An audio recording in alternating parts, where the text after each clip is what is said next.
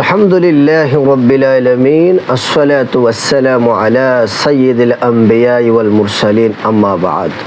সম্মানিত দ্বীনি ইসলামী ভাই এবং বোনেরা, রাইসুল মুহাদ্দিসিন হযরতে আবু হুরায়রা রাদিয়াল্লাহু তাআলা আনহু থেকে বর্ণিত নূর নবী সাল্লাল্লাহু আলাইহি ওয়াসাল্লাম ইরশাদ করেছেন,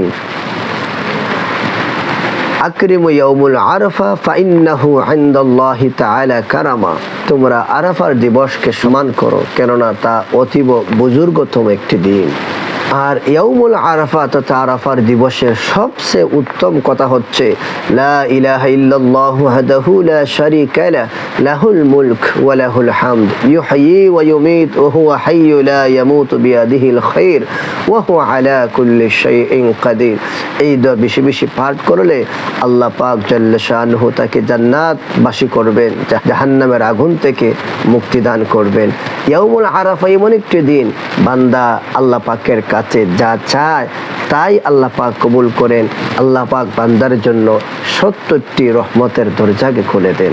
এত সমস্ত ফেরেশতা আল্লাহ পাক এই দিনে অবতীর্ণ করেন।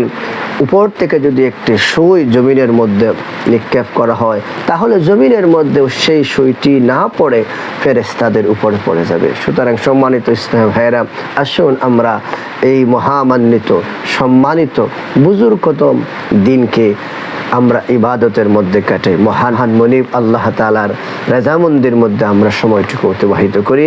আল্লাহ তাআলা যেন আমাদেরকে তৌফিক দান করে।